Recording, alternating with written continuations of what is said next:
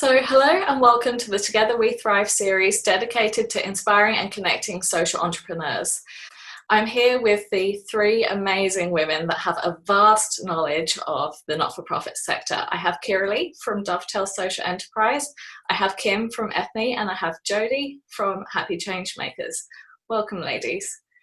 So the reason why I wanted to bring this discussion to life today is because that there is a lot of demystification that needs to happen between the social enterprise, not-for-profit, charity, and just generally good business sphere. The reason why I am doing these group interviews called Together We Thrive is because I wanted to stay on my vision statement of Together We Thrive, leading better business, regardless of this crazy time that we've been in with the coronavirus, and luckily that here in Australia we are slowly getting out of it. So my first question is what does better business mean to you? Thank you. Terrific to be here. Thanks for the opportunity. So better business means to me business for good. So we all have choices about where we direct our energy, our passion, our profits. And it's not an either or, in my opinion. Even if you're a consulting firm, if you're a manufacturing company, I mean, it doesn't matter what industry you're in. Better business means that you can do things well and actually leave some sort of better legacy as a result that improves the quality of life, the quality of environment, and gives people opportunity that they might not normally have, that is an empowered, not a sort of handout or a charitable approach. Yeah, absolutely. Absolutely. And how about you, Kiralee? Yeah, absolutely reinforcing what Jodie's saying. I think that we're really looking at now how we can actually all contribute, as global citizens and as businesses. We all can contribute to that. And I think that it's really now the time to be doing that as well. I think that you look at how we've operated in the past, where we've probably relied on government and the charity and not-for-profit sector to sort of do that. But I think now we've really got that opportunity to see how we can all, bring that together in the business community. And, you mentioned things like B Corps, where we can actually have that very holistic approach to how we run our business, that it really does encompass how you look after your customers, how you look after your staff, how you look after the environment, and having an ethical supply chain, all of those elements. There's some amazing frameworks out there to contribute to that. And I think that we all have that responsibility now. Yeah, you're absolutely right there. There is so many different elements that can create an amazing business. And obviously not-for-profit is one of them, which is what we're going to be talking about today. But I think it's really important that we talk about later a bit more about the different structures that you can actually set up to be a better business. And how about you, Kim? What does better business mean to you? I think I was just going to touch on a bit of what Kiralee just said, actually. I think you kind of nailed it on the head when you said global citizenship. And I think that better business really is now about not sitting, I guess, in their own sphere where profit drives everything. I think, if nothing else during this time with COVID, we've really seen businesses who are putting profits over people and how destructive that can be. So I think better business for me is businesses that encompass the triple Ps. Obviously they need to be profitable, but also that they're putting up there with the profit people and planet as well. And I think that's actually crucial, and we get to a point where the word social enterprise doesn't even exist, that all businesses are social enterprises in the way that they think and operate. Yeah, that is absolutely my dream for the future of better business and exactly why I do what I do. I would love to find out a little bit more about your background, and I'll start with you, Jodie. I'd love to know your background in the not-for-profit sector and a little bit about what you're doing now as well. Yeah, sure. So I guess I've always been involved in some sort of work to do with the community, either as a volunteer in various forms as a younger person. But my first sort of career role was actually with a peak industry body in the tourism industry.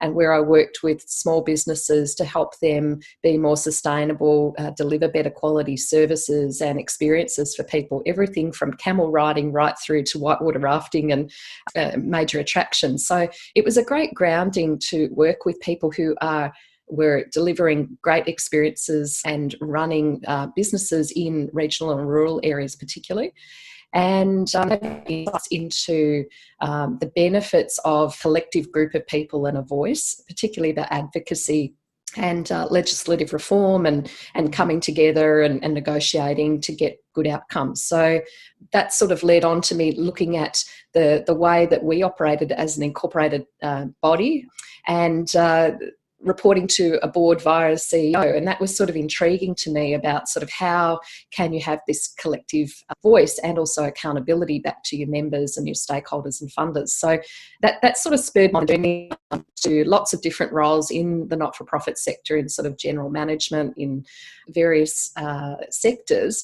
And then the main role that I had most recently in the not-for-profit sector was CEO of a not-for-profit where we provided support to travellers in a crisis and an emergency and people with disabilities. So that was an 8-year role where we really transformed the governance, the strategy, and then the way that services were delivered. So now what I do, I work with my partner Rob in our own business called Happy Changemakers. And we empower people to live their best life in all forms, particularly in business and managing their business in a way that's sustainable, but also marrying up that profit and purpose approach with their passion. So that's what we're doing now. And we've been doing that now for 7 years. Oh, I can't wait to find out more about Happy Changemakers and the structure that you have chosen for it. How about you, Kiralee? Yeah, so mine is, I would say, a lot more accidental than what Jodie's is. I have one of those portfolio careers. I've sort of had experience in lots of different areas. I worked in the government for a very short period of time. Grew up in Canberra, so that was inevitable. But worked in hospitality, I worked in sales and business development, and had a training and development company. I worked in that sector for quite a while as well. And it actually came about because when I first moved to Melbourne, I had got involved with the charity that I'd been sponsoring a child through. And I was quite passionate about it because it was a very inspiring organisation and founder. And sort of just got involved as a volunteer at a local level, their fundraising committee. And that involvement was 20 years ago. So it's sort of been it was a very gradual, just sort of getting involved with a bit of fundraising and then starting to sort of get involved with a board and as a part-time paid staff member. And it was a small organisation. They had operated over in Southeast Asia. It was the Christina Noble Children's Foundation, an amazing, amazing organisation, but they really didn't have a lot of functional operations here. And I think I just brought a lot of my general experience from event management and sales and business development and marketing to that to sort of really grow it. And I ended up running the Australia-New Zealand office in a part-time capacity for quite a long time. And, you know, there was a lot of challenges that came with running a small organisation. And I quite often had the experience of being in the hamster wheel and not really being able to sort of take it up to the next level. It got to a point where I actually suffered quite severe burnout and I had adrenal fatigue, and, you know, so my business was getting impacted because of the amount of work and energy it was taking to try to grow the organisation. You know, it was probably about, I think, 2014 or something like that I saw the TED talk by Dan Pallotta, which is How We See Charities is Dead Wrong. And it was a light bulb moment. It was just kind of, that man recreated my whole world and my whole experience of working in the sector and my frustrations and, you know, all the pain, but also the passion for it. And, you know, it was in that moment that I realised that I was part of the problem. It was just seeing that, you know, during the day I would have my business hat on. I'd come home, I'd take my business hat off and put my charity hat on and then was wondering why it wasn't working. You know, it was just that aha moment that had me see that I was part of that, you know, collective problem, that we were operating it as a successful and thriving business, or how it could be. So that's when I really started to change. And that's what led me to taking on now, creating a social enterprise, because I really do believe that the model that we have in the sector is broken and it just doesn't work anymore. And I really think that to change that would be a massive, massive job, because you have to change not only the opinions of the general public about how it should run, but also the industry itself, you know, because it's actually caught up in that. I think that's why social enterprise and businesses for purpose or for benefit are the future, because it really has, I think we have to step out of that old model and really look at it in a completely new way. And I just think that, you know, in the new model of social enterprise, that's where that opportunity is, where we can really make, you know, the significant difference that we, you know, I think we really all want to do. Oh, I can absolutely relate to the adrenal fatigue, as well as I personally really do believe that I got myself into that scenario because I wasn't living on purpose, or I was helping make people lots of money, but it was just totally not aligned with me because it was maybe unethical or unsustainable or unhealthy practices that just really didn't align with me. And I think just over time I got more and more uncomfortable with that, and I absolutely love the social enterprise structure, because I think that it really allows you to make it whatever you need to. And so I think it's a really lovely model that we can go into in a bit more detail, definitely. Yeah. How about you, Kim? Can you tell us a bit about your history in the not-for-profit sector? Yeah, so I guess I've been in the non-profit sector now for 8 or 9 years. Prior to that, I worked in kind of a community services, like a sport and recreation organisation back here in New Zealand, and it was a for-profit company, and it was a really I guess a difficult experience when we were talking about kind of being on purpose. This was a company that really talked about, you know, people and innovation and quality and all that kind of thing, but it really came down to it was all the bottom line. What they really valued was how much money you made, and that really just didn't sit with me and didn't work with me. So I guess after leaving that role, I made a kind of a commitment to myself that I would never work in a pure for-profit business again. And at the time I moved to Australia and started a role with a small nonprofit over in Perth, working in the disability sector, which is what I had studied. Yeah, from there I did a couple of years there, and it was really kind of, I guess, interesting experience. And then ended up in Brisbane as the first and only employee for a very, very small nonprofit doing sport and recreation programs for people experiencing disadvantage or barriers to participating in sport. Yeah, from there into, it's been a bit of a mixed bag, and there into an organisation working with young people from refugee and migrant backgrounds in the settlement sector, and that was a big organisation. And then from there I left and started Ethne as a social enterprise. It was, I think I really relate to what you're saying, Carolee, in that at the time I'd obviously had this experience with the corporate world, or, you know, the kind of the for-profit world, and it really just didn't sit with me well. The idea that there was a set of values, but those could be compromised for profit. And then I worked in the non-profit sector, particularly in this bigger non-profit, and I watched that same TED Talk as you, and I agree that it's pretty transformational in terms of how we see charity. At the time, it was just a kind of a medium-sized one, you know, about 300 staff, but it did some really amazing work. But then there was areas where there just wasn't that ability to do the long-term impactful work, and it was very grant-based. My contract was, you know, I'm ringing up HR on the day my contract expires going, am I coming back to work tomorrow? Do I have another contract? You know, and it was just exhausting as someone who was really purposeful about, you know, community, not feeling like I could actually do long-term meaningful work with the young people I was working with, because we were so in these grant cycles and so driven by kind of checking off boxes for funding providers. And unfortunately, I think charities got themselves into this model, and it's actually really tiring. As somebody who wants to do great work, you're kind of constantly on that hamster wheel. I agree. And so I left, and, you know, then I swore I'm not doing non-profit again, and that's where I kind of obviously had found social enterprise, and that was super exciting for me. So I'd left and set up a social enterprise as a sole trader to begin with. And interestingly, last year I changed that model from a sole trader to a non-profit, still with the social enterprise business model, but with the non-profit legal structure.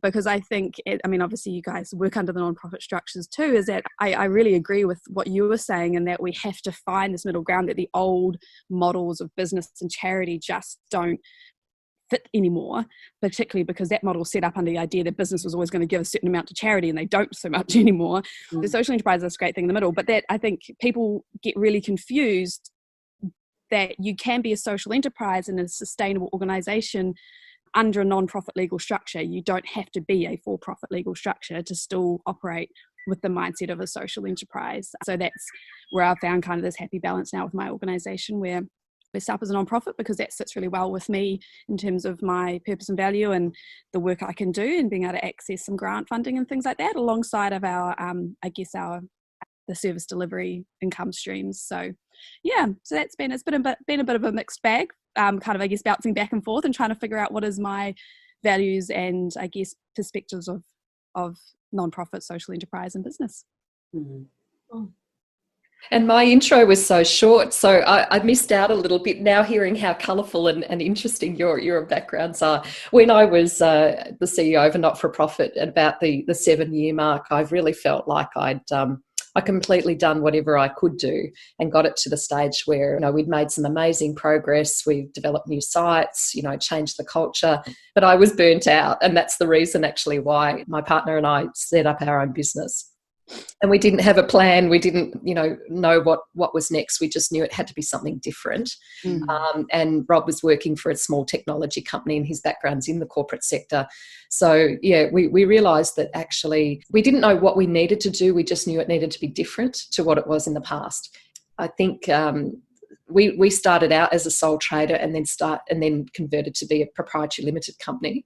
And that structure has served us well, because I think what's fantastic about all the work that we all do, and many people do, is that you can be behind the scenes helping and supporting people who are doing amazing big things that are impactful. Yeah. You know, just yesterday I had a call from one of our clients who just landed a manufacturing grant for their small manufacturing business in our regional area. We live in East Gippsland in Victoria. You know, the work that they are doing is actually an amazing product that's great for safety and you know, has a lasting impact to help people quality of life. And, you know, but we're behind the scenes there. She's the champion. And that's what I really love about the work that we all do, because that impact can have an amazing ripple effect. And because sometimes there's other people at the front line doing the work, but behind the scenes, we're providing that mentoring and coaching and strategy. I think, Rach, you need to do a conversation about burnout, because I think this is like a common thing. Yeah. Like, I went through my big period of burnout last year. I've been through a couple, I guess. You know, you'd probably have everybody here, be like 300 people in here talking about burnout. Yep. And I think also, why is it that we have to get to burnout to change? You know, why is it that have to be the turning point for us? Because it sounds like it's such a common thread. Why, you know, I guess as we work at building better business, is how do we build in better balance and lifestyle as well? Yeah, absolutely. Sorry, just a side thought. As I listen to common theme through all of our stories. I think the thing about burnout, which is interesting, is that it does actually give you that time to like reset and reevaluate your life in general, and that's probably the time when people are able to do a bit of research of what they would want their future to look like sometimes, and when you get caught up in the day-to-day runnings of things, you don't necessarily like, you might hear some things that you're interested in, but you don't really get to go into a deep research mode of actually that's really what I want to do. And so that's, I mean, I personally have found that that's probably how I have made my pivots over the years during those phases. So it's interesting that it has been brought up. Absolutely. Jodie, did you want to go into a little bit more detail about the structure of Happy Changemakers and why you chose that structure?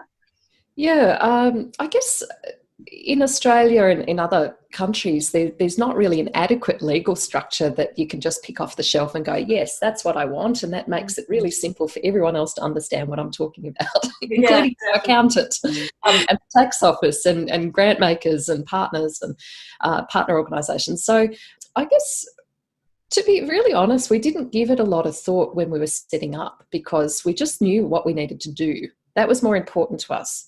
That this legal structure wasn't really going to be a barrier for what we needed to achieve, because the work could happen regardless. So we're not seeking grants or philanthropic support for the work that we do. And I guess in a sense, you know, we're mentoring and supporting change makers who are doing their good work. So a lot of the legal structures that they have depends on what it is that they're trying to achieve. So for us, it wasn't as relevant. Do we donate a percentage of our profits back to people and causes? No, we don't. But the work that we do actually has that huge ripple effect to create employment, to enhance quality of life and all those other things. Do we do pro bono work? Absolutely. Do we have a limit on it? Yes. And that's something that I found really tricky, going from sort of paid employment over different times in my life to wanting to do things and help out and volunteer. And, I was involved in lots of different volunteering in community radio, for example, with Joy Melbourne, Australia's largest GLBTI radio station. And, we can all find ourselves being asked to do a lot. And I guess coming back to that previous thread about burnout, it doesn't really matter what legal structure you have. It's about, in our situation, what is more important is where do you focus your effort and your energy and your time.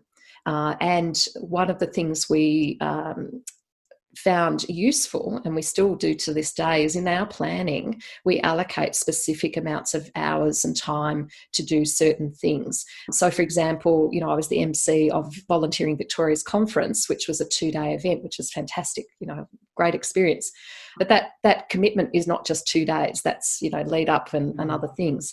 So I think when people get focused on percentages and dollars, it's not really telling the full story of contribution. And so for us, having a proprietary limited company structure worked out for our personal circumstances, and we have other mechanisms in place to make sure that we can monitor and manage doing other things in a more philanthropic way.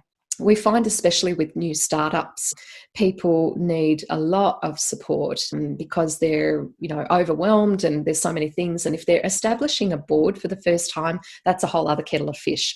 So, yeah. And we didn't want to, I've reported to boards, I've chaired boards, I've got rid of boards. I didn't want to have that encumbrance, to be really frank, to have to sort of report to a whole bunch of people. I'm happy to be accountable and transparent, absolutely, but I didn't want to have that dynamic in our own business and our own personal life.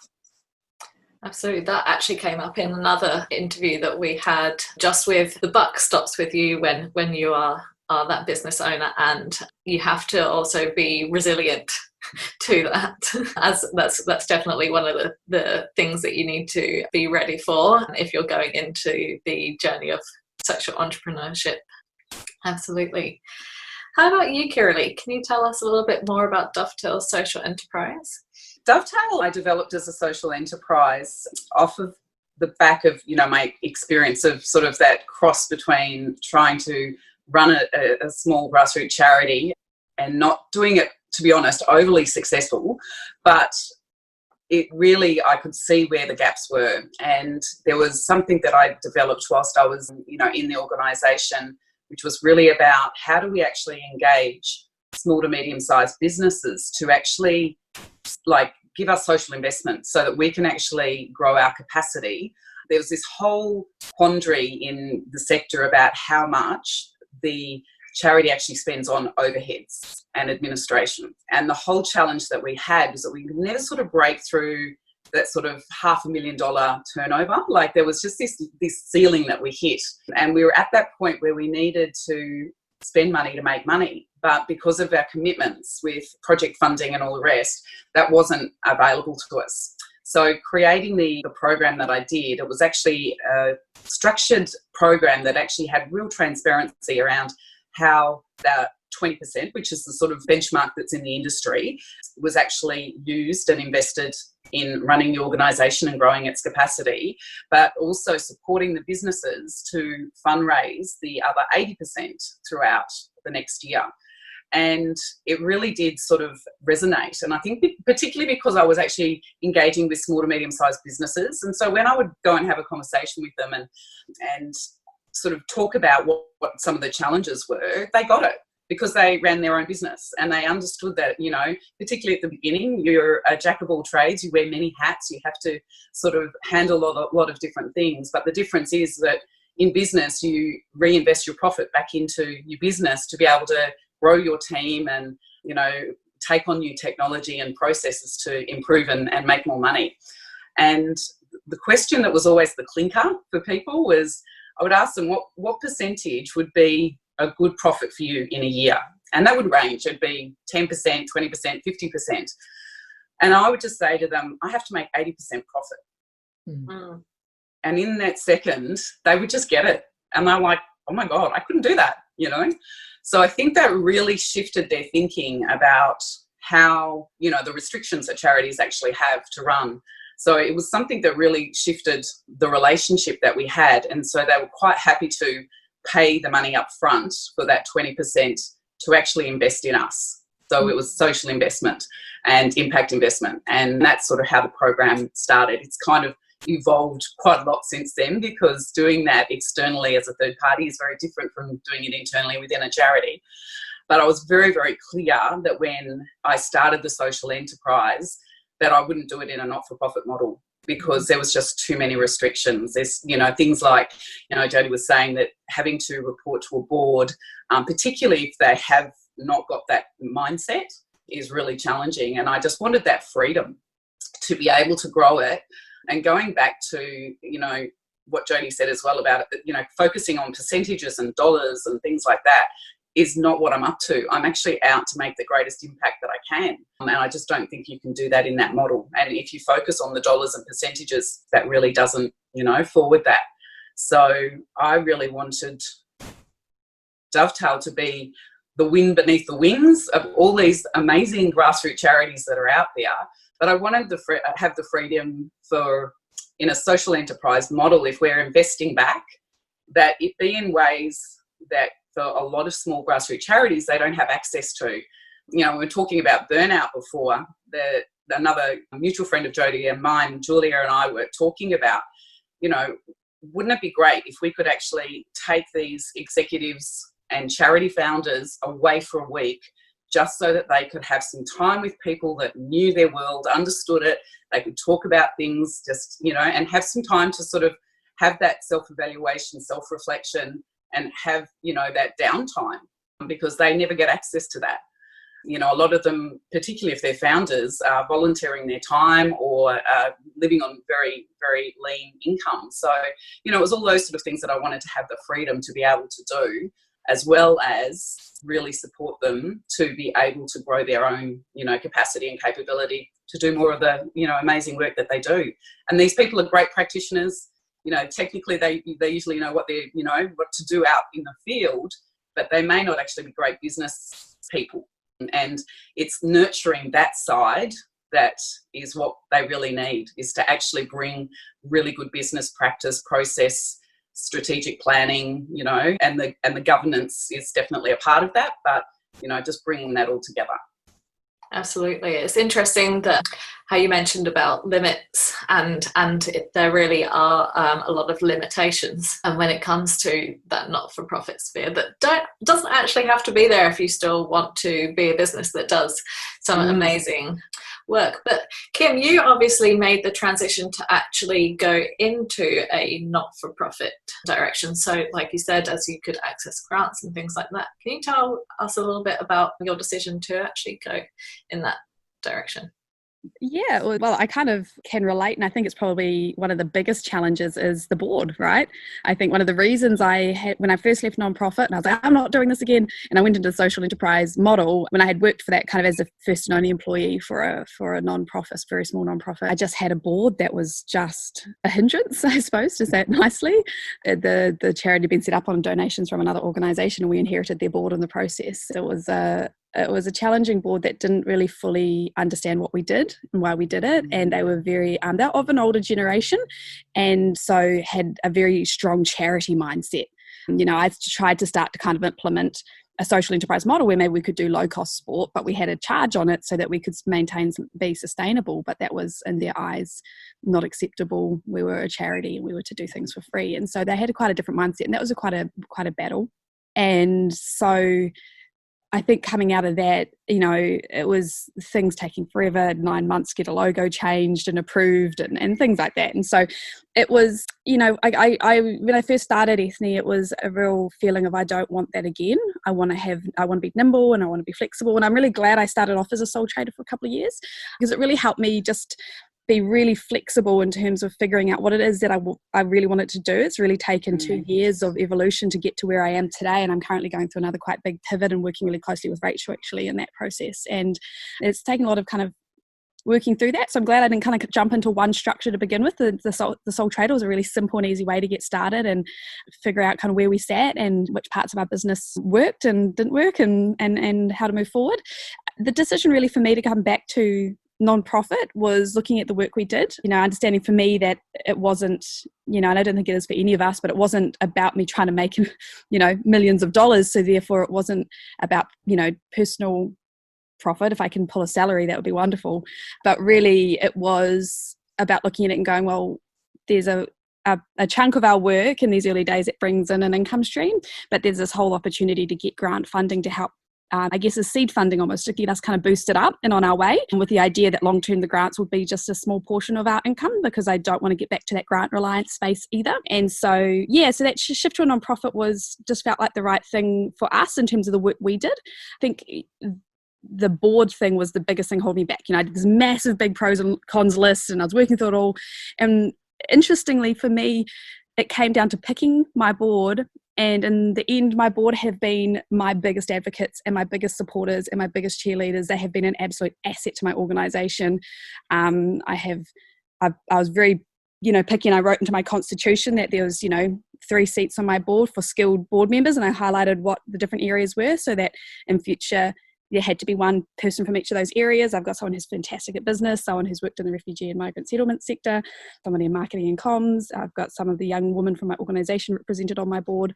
And so my board meetings are actually some of my favourite time of the year now, and they help me develop programs and they help me apply for funding and they find me contracts, and they are pushing my organisation along so much further than what I could have done alone. So I really have to advocate, I think, for both sides. I've experienced both sides of a board, one that can be an absolute hindrance and one that can be your biggest asset.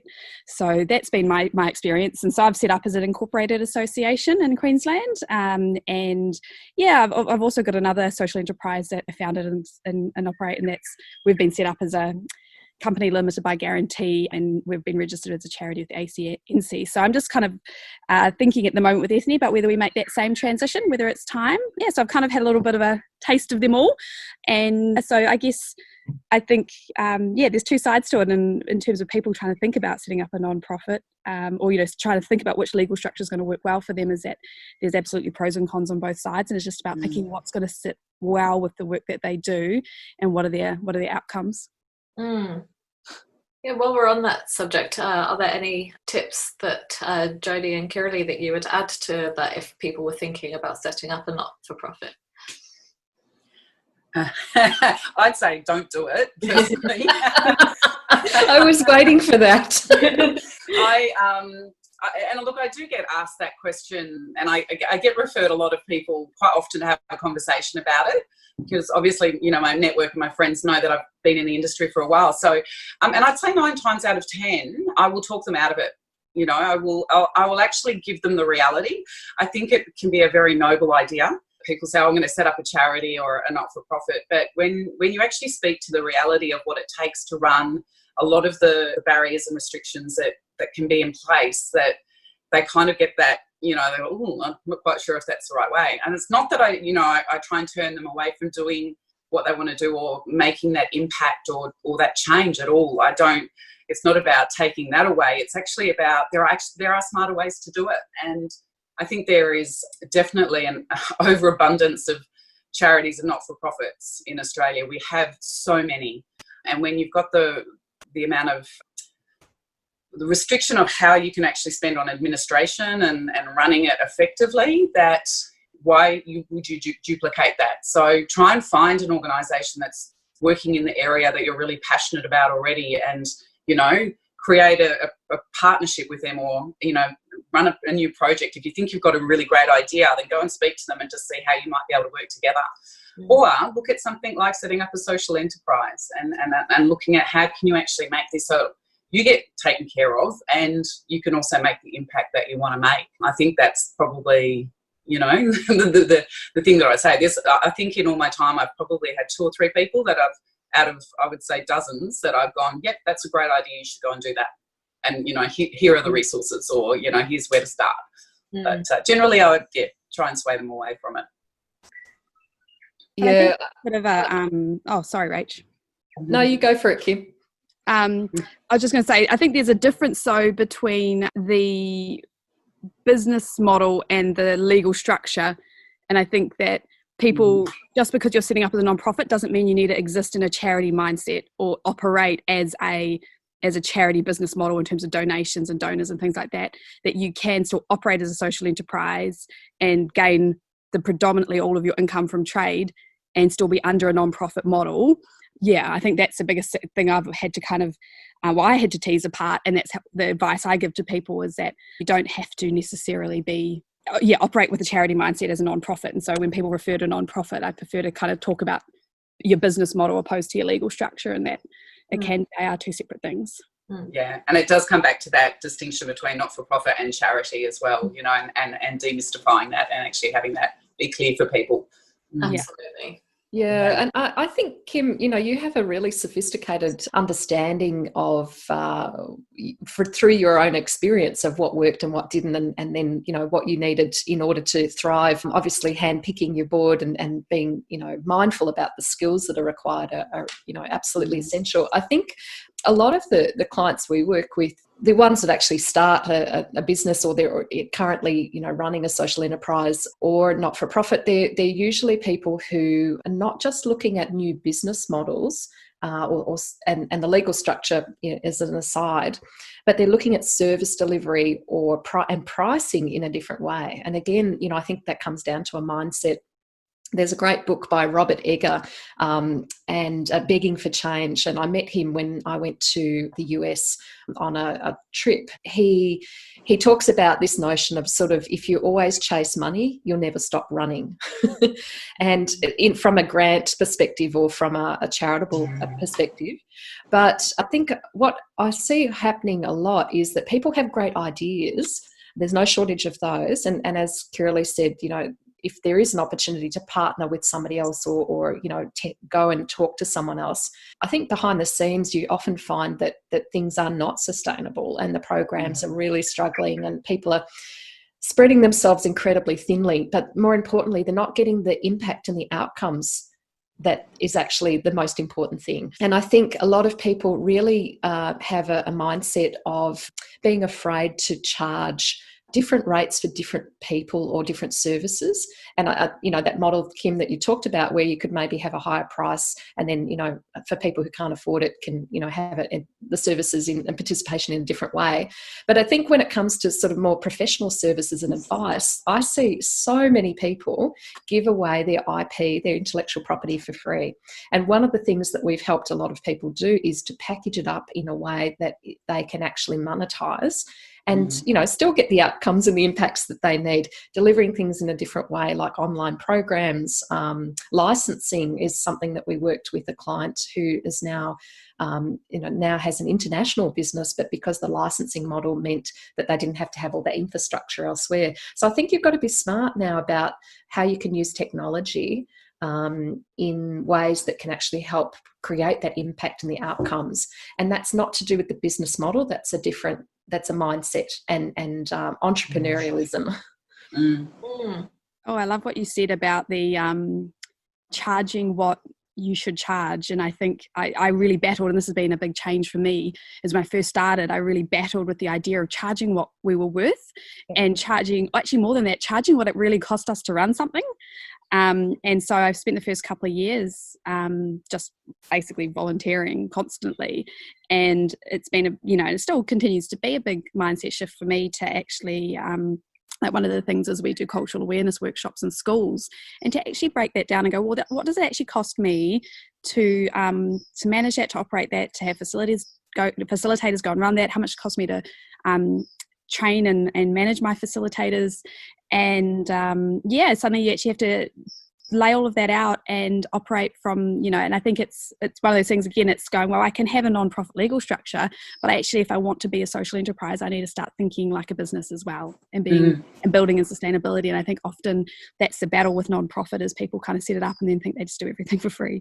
And that's where it becomes unsustainable. So I've become kind of a real advocate for, I do believe in the non-profit structure, but I believe that the old charity mindset, as Kiralee said before, really needs to be shifted and changed, and that social enterprise mindset is a really great one into the future, and what the work guys are doing to support people to, I guess, embrace that and think really hard about how they set themselves up so that they can build sustainability into their organisations. Yeah, and I think that they're one of my favourite.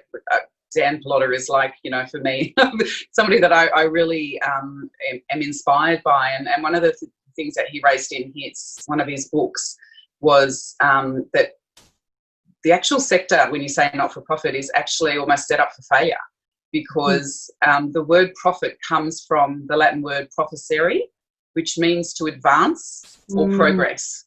So you've actually got the name of an industry that is not for progress or advancement.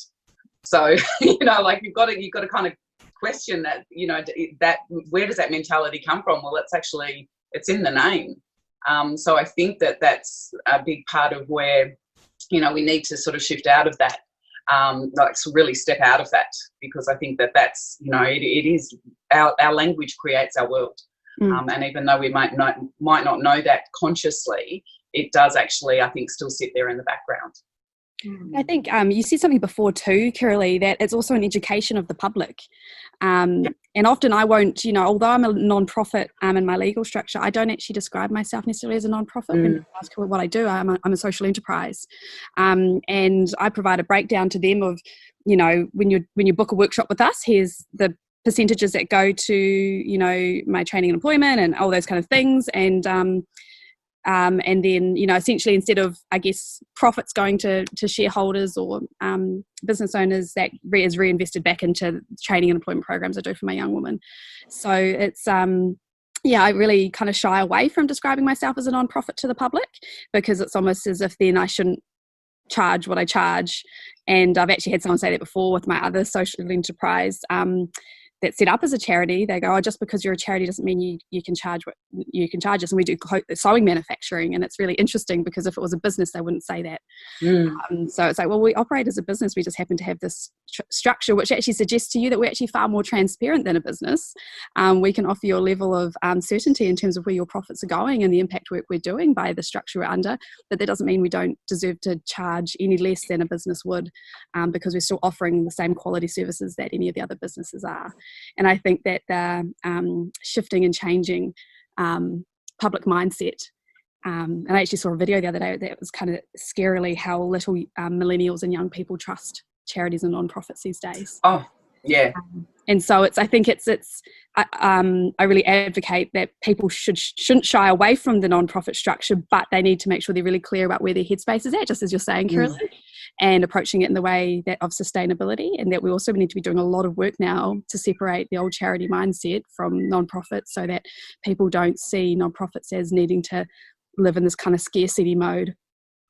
Totally. Yeah. I was actually going to hop in there and say, one of the things that I love about not-for-profit, and one of the things I probably dislike about not-for-profit, is that transparency. I really do like being able to actually delve in and actually see what a business or a charity is actually doing. And there's no reason why a social enterprise or a for-profit business can't actually be more transparent with what they do. But one of the things that I don't like about that for charities is it gives it an opportunity for people to absolutely scrutinize everything that you're doing and every choice that you've made.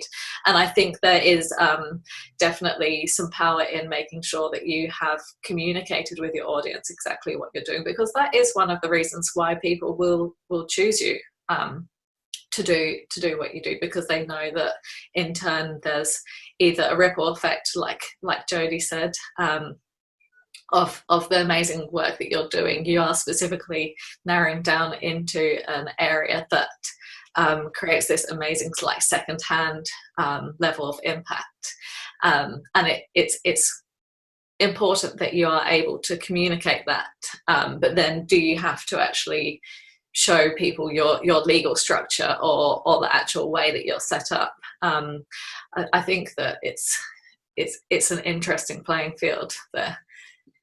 Yeah, I think that we have to change that conversation about, you know, the impact. What is the impact you're making? It's not about what percentage of your profits. It's not about the dollars. Like, it is actually about what is the impact that you're actually making in that area. And that's where we need to change that communication. So yeah, I'm all up for transparency. And I think that you do need to have some, you do need to have some structure about that. It's one thing that's actually lacking in the social enterprise space at the moment, is that we don't have a legal structure. We don't have those sort of definitive percentages and that sort of thing, so that you can make sure that people are being legitimate in their claims. But I think that, again, it's sort of ultimately it's got to come back to that impact. And it's like, why wouldn't you choose toilet paper? Where, who cares if the guy that's running the company is driving a Mercedes? Oh, I was going to say the same thing. Yeah. Yeah. Who cares? He's doing an amazing job, and he's just raised like millions and millions of dollars, you know? So where else do we scrutinize a company CEO who's driving, a Mercedes, but they're doing a lot of damage to the environment or whatever? That we don't scrutinize it in that way. So let's just talk about what's the impact here, and not rather than, what's the percentage, because that's not really relevant at the end of the day. Well, it's also, Jeff Bezos from Amazon is worth $160 billion, and somehow people put him on a pedestal as some kind of entrepreneurial genius. Yet, obviously through this COVID stuff, we've seen just how much damage he can do to his staff and so forth. And so I it does concern me, the this kind of glass ceiling that's put on non-profit leaders and social entrepreneurs in terms of salaries, what they can earn, the life, what they can achieve themselves personally, and that yet business isn't held to the same standards. It's actually really sad, because it's kind of that business kind of gets to go up with no accountabilities, yet we're entirely accountable. And that's, I really love that you brought up that point, because I think some people shy away from non-profit and say, oh no, like, no, you can still pay yourself a good salary. Like, you still can pay yourself what you're worth, and you deserve to be paid that, regardless of whether you're a non-profit or in business. I think that mindset needs to shift, so that more, I guess, really quality people with really quality business mindsets can move into the non-profit space and transform it. And they need to be able to feel that there's no glass ceiling or cap on them. I think it's really sad that the Simon from Who Gives a Crap was questioned that way. And I think that's a really interesting notion, because, what we're talking about here is sort of almost like the two extremes, the sort of global empire versus, a small non-profit or social enterprise. But the in-between is really about small to medium-sized enterprises of various turnovers and employees. And we've noticed through the work we've been doing with bushfire impacted businesses, and now with COVID-19, is that many small businesses are running on very small margins. Many don't pay themselves a salary. Many don't have adequate funds in the bank to weather difficult storms. And what it takes is only a couple of people who don't pay their invoices, and then this domino effect that can cause all sorts of personal and financial hardship that impacts on their ability to deliver, the programs or the open the doors or deliver the services in their community, or however they deliver it. So I think there's a sort of an unspoken shame about the challenges that people have about money, and the fact that many people in all of these different structures don't pay themselves an adequate wage. They don't pay themselves super. They may or may not have people as employees, and I put that in inverted commas if this is an audio version, because they don't understand that actually, there's industrial relations requirements, there's minimum wages, there's, having someone as a casual and paying them cash is not kosher. And therefore, when there are announcements for subsidies or grants or stimulus packages, sometimes and oftentimes many people find out that they're not eligible because they haven't been doing those things in a way that is sort of in accordance with the requirements. So it's a bit of, I think that's a conversation that no one really has, and I think is relevant to what we're talking about now, because if people aren't looking after themselves in a way that's reasonable, and they're not able to look after their employees or their supply chain, then it's really a house of cards, isn't it? Absolutely. One thing that my mentor actually says to us is that if you are not looking after yourself within your business, then you have a hobby. And it's something that keeps really sticking with me at the moment, because sometimes it is difficult to have those conversations about what you're worth, as Kim mentioned earlier, or even just conversations with other business owners saying, look, if you don't pay me, then this is actually going to affect whether I can feed myself or my children or whatever. And there is a shame behind that would be beautiful for that to be brought to the surface, and for people to be a little bit more transparent in how that just not doing one thing or not doing one particular business practice can actually have that onset. You might not be able to pay your staff, or you might not be able to actually have that impact that you were originally hoping to. So yeah, I really like that you brought that topic up. And one of the things that has come up in a few of the other interviews is that there are a few social enterprises that have actually decided to partner with a charity rather than them being a charity themselves. They've decided to partner so then they can still make sure that they are having that impact but not having to manage that impact. And I do think that is a nice setup to have if you have the profit in the first place, to be able to manage that and make sure that you are having that impact. I'll start with you, Jodie. Do you have any examples or any tips that you could potentially give that might help people that want to partner with a charity in that way? Partnerships are complex. I think the foundations of any partnership is built on trust and transparency and really open communication. And I think one of the challenges about establishing a partnership is two people might have a great fit and a great rapport, and connect really well, and they're really inspiring and they can see how it can all happen and they don't put barriers in the way.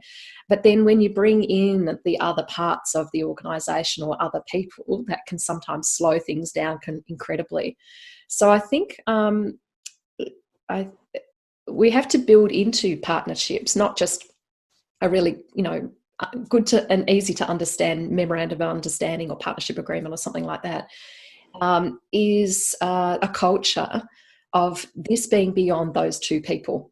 And especially if you've got boards involved, we do lots of work with boards of various structures who may or may not understand why that partnership exists. And so when it comes to tough times or strategic planning and other big strategic decisions, it's easy for them to sort of, cut that off the org chart or off the diagram and say, well, we're going to go in this direction. So if you want an enduring partnership that's going to be beyond the relationship of one or two people, you have to infuse that in the culture of both those organisations so that they understand that it is absolutely necessary, and demonstrate the benefits, tell the stories, have case studies, help people sort of connect with their heart and mind of that impact.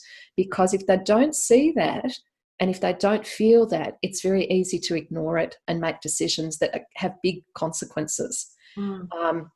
I see also a lot of people spending way too long a time to create a partnership. And it's a bit like sales, right? If you're doing any sort of sales activity, and I learnt this from Rob, my partner, there's three things. There's the budget, the authority, and the need, right? If you don't have those three things, you don't even have a prospect, right? It's just a conversation.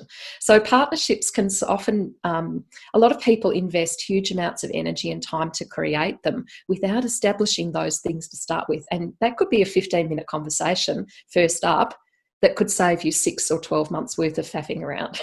Yeah, absolutely. You're not wrong there that partnerships can be complicated. I have had my fair share of failures in that sense, where you might both, like, personally, you might have that same end goal, but you don't actually gel working together, or you might gel very well working together, but you have two totally different outcomes that you're wanting to get from that, and that can be really, really difficult too.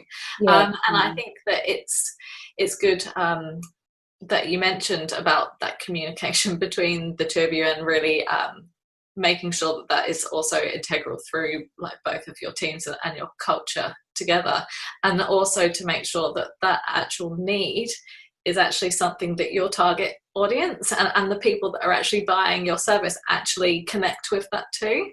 Because it might be all very well that you could spend a lot of time creating this partnership, but it's not actually a need or a want or a desire from the people that you're actually servicing. So there's actually that second level. Yeah, you're spot on, Rachel. And just before we sort of move on from that, I think the other thing that people are often not aware of is that any relationship requires nurturing and it requires structure. And I see a lot of people, they might have a strategic partnership. I'm just going to distinguish that from a partnership of a legal structure. So, absolutely, agree together on something. And there's no accountability. There's no KPIs or key performance metrics about who, and there's no role clarity. There's no schedule of when we're going to meet and report back to each other and get things happening. And there's no sort of focus often, and this is from my experience, about having those difficult conversations early in those stages when it's not working. To say, you know what, my expectations haven't been met. All those things you said you're going to do that are dependent on the success of this social enterprise, thriving and delivering the outcomes and the benefits, can't happen unless this happens. And so I think people have to spend far more time defining those. And I don't mean a complex document, 1 or 2 pages, but be willing to have those hard conversations and be uncomfortable. Because if you're not uncomfortable, you're not going to move through and actually get things happening and resolved. And I see a lot of people, they want to just get along and be nice and sort of, not make waves, but they're not getting results. What's that about? I don't understand it. Absolutely. I do think that there is some merit with collaborations and strategic partnerships, but there is a lot of work and a lot of nurturing that needs to go in to actually make sure that it is just like almost like having a business partner in the way that you have to look after each other and make sure that you're accountable for everything you do. Absolutely. Yeah. I just love what you're saying, Jodie, because it is all of what you said is so critical. And one of the things that I experienced for myself in running, a smaller grassroots charity was I knew that was there. I have a background in sales and business development, and I know how they're all very critical factors to a successful, partnership and relationships. And this was the thing that was really against my own values, is that because I spent so much time working on budgets, compliance, governance, fundraising, all those different things that you have to do, all those different hats that you wear as a small organisation, I knew that was an area I really let down a lot of the time. And it was one of the barriers for us to actually build those relationships. And, that's why for me now, in doing what I do, I think it was a really critical part of what I needed to build into Dovetail was being that central point. Because when you're actually, with those partnerships, it does take a lot to manage that. And I was really clear that I wanted to relieve that, I suppose, didn't want to create more work for the charities that we partner with. I want to be that central point so that we can actually manage those relationships for them, because that is an area that if you don't get that right, it does fall down. And having that structure there to say, yes, we're going to communicate these are our KPIs. This is what we want to actually deliver with your social investment, because having the expectation that some of the small grassroots charities, and this is, I suppose, how do you manage that from a business point of view? If you are choosing a charity to partner with, regardless of how that comes in, they can have quite high expectations about what the charity can deliver as far as communications and because they think that they're going to operate like a business, like any other business. But the reality is that they've got very low resources generally. So, how can you actually have them operate in a way that is going to fulfill on that relationship? We need to provide that support for them to be able to do that and keep it not overly cumbersome. Absolutely. How about you, Kim? Do you have any advice if people? Yeah, I think just kind of following on what Kirralie was saying, I think it's about businesses, and this is kind of threads back to what we were talking about before, is about business having really realistic expectations of what they can expect for the investment they're putting in. That I've seen so often, and particularly in I do apply for grants and things. I actually don't bother applying for a lot of corporate grants because it's really just a marketing campaign for them, and I actually think I'm just really disappointed with a lot of them where it's kind of, you've got to go through this whole process and apply for this massive long grant process, and then it goes to public voting, and you go through this whole massive thing. You've invested X number of hours and it's for a $5,000 grant, and you go, that didn't even cover my time during this process. And really it was all about us leveraging our networks to send people to your website. So I think businesses, if they really want to make a social impact and partner with a charity, I think they need to they obviously need to have their own outcomes in that process, but they also need to be really realistic about what they expect from that charity for the money they're going to invest. And once you also said, around the reporting and all that kind of thing, that they've got to, I guess, understand that the idea that, oh, no, we don't invest in kind of ongoing salaries, and we don't invest in this and that. So, well, that's what's actually keeping this organization going. I really battle with that with this, where I go, well, I can get money to pay my staff to do stuff, but I can't pay myself. And so I think the more that businesses can understand that an investment into the people leading those organizations, to give them the time to do the work that they do, is a absolutely crucial investment to the impact work. And that to kind of find a happy balance in terms of what stories and positive stories and impact that they can tell their customers that they invest into, but not being like, well, I'm going to give you $5,000 and I expect 100 people to go through this program. And you kind of, I think that's what I would say to businesses, is to stay realistic, and that these charities can do amazing work on the smell of an oily rag, but don't make them. That I had an experience when I was the CEO of a not-for-profit where I was trying to create a partnership with a transport company. There was a good fit in terms of their brand, their values, the sort of messaging. We were working with people experiencing transport disadvantage. There was a great fit. And I tried. So I think it was probably about 12 months to 18 months to try and, actually, I found the right person straight away, but sort of, a number of things happened, that people moved roles, to actually see that this was going to be valuable. They didn't have a program that this would fit in, but I was at a gala ball for the Tourism Awards because I was one of the judges, and this particular company was a sponsor, and they had vouchers on the table for free travel for people. And I asked everybody on my table, and I introduced myself, and I knew most of them.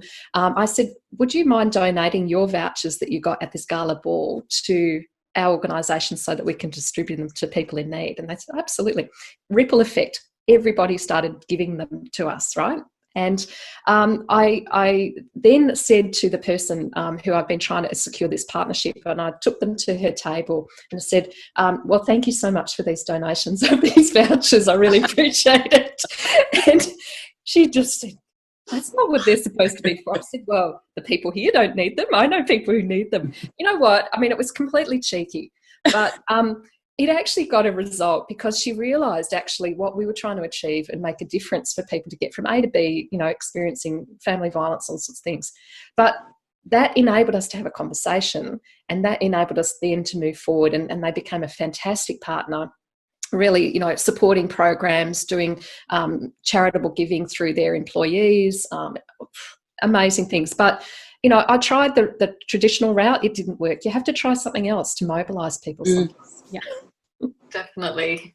I have definitely helped people with trying to create a strategic partnership to actually use it for their marketing, which never seems to go down very well. And I've also been a part of helping them create a strategic partnership where they're giving to charity and then they don't market it at all, which also should be communicated. If you're doing good things, people want to do.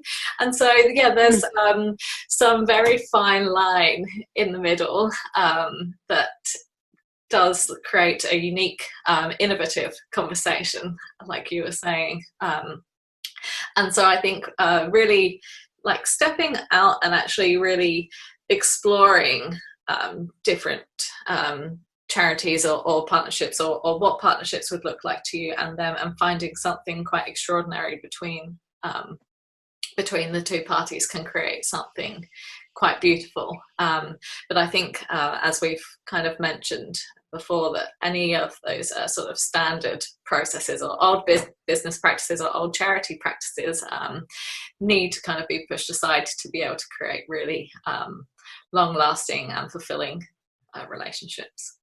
And I think, just touching on what you said, Rach, I think that the business being able to market that partnership, I don't think has to be a bad thing. I think particularly if that marketing can be a two-way process, I think for some charities, the opportunity to be aligned with, particularly if it's a business that's really well aligned to their values too, that's actually a massive opportunity for them as well to showcase the people who believe in their work. Often as a non-profit, it's really hard to get a bit of traction in terms of who people really whether it's believing your work or giving you a bit of social proof, and sometimes having a really great partner from a corporate perspective actually can really help bolster you as well. So I think a strategic marketing campaign that works for both parties, not just one.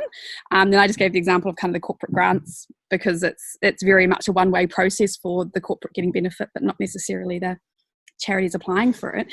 But I think, a really strategic partnership where there's really, as Jodie was saying, really clear expectations from both sides around what that means, what's going to be delivered, and how that marketing campaign is going to benefit everybody, and particularly the people. Obviously, if you are a business and giving money, then there needs to be a little bit of a kickback for you too, but just something that's, I guess, appropriate and meaningful as well for the charity you're trying to support.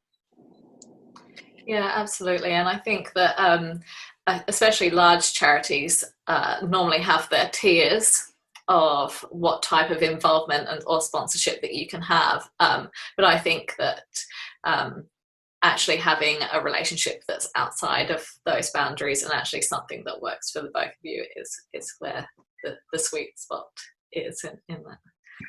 Jodie, Kiralee, do you have anything to add? I probably would say, from my perspective, I think that, I am very passionate about working in the sort of the smaller grassroots charities and the small business sort of market. That's where my sort of niche is. And I think that, when you're talking about partnerships with larger charities, they tend to be with larger businesses as well. There is a natural alignment there. There is, within a charity, more likely to have the resources, like they will have a marketing person that can actually help develop those different types of sponsorship packages, that's available. And I think that there's a real missing in the sort of SME sector to engage in those sort of partnerships, because there are a lot of, and it's not an unwillingness necessarily. I think that there is a massive desire.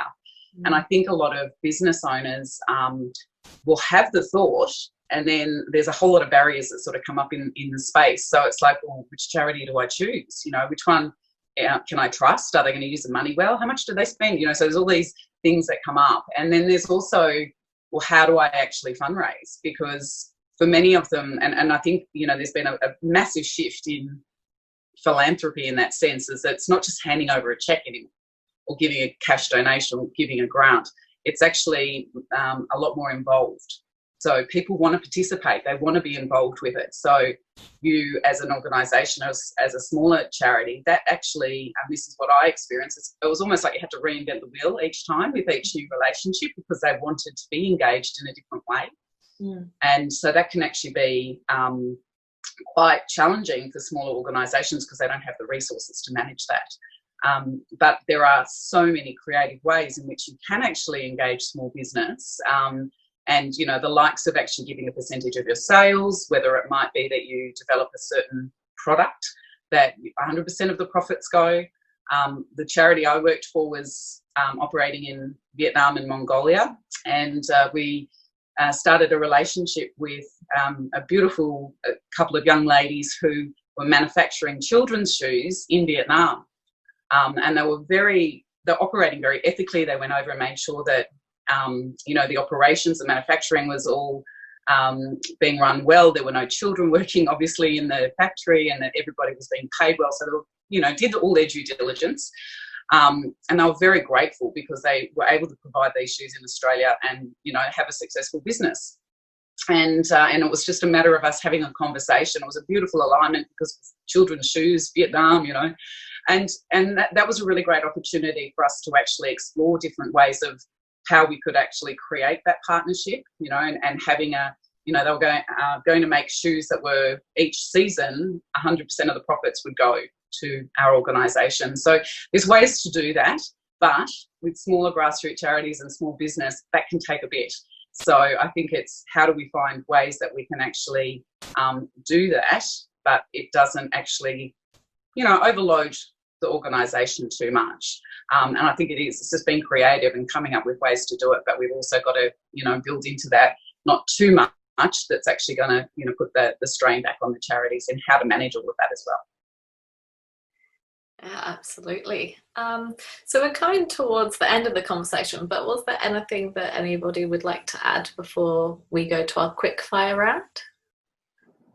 Well, maybe just sort of rounding off for that conversation there about partnerships and corporates and small business and social enterprises. I think we're going to see a new era, particularly because of the impacts of bushfires and COVID-19 in the capacity of people to give, not just as individuals, but as small businesses and corporates. And I think we're going to see a new way of giving and partnering, which might not be long term because the future's uncertain.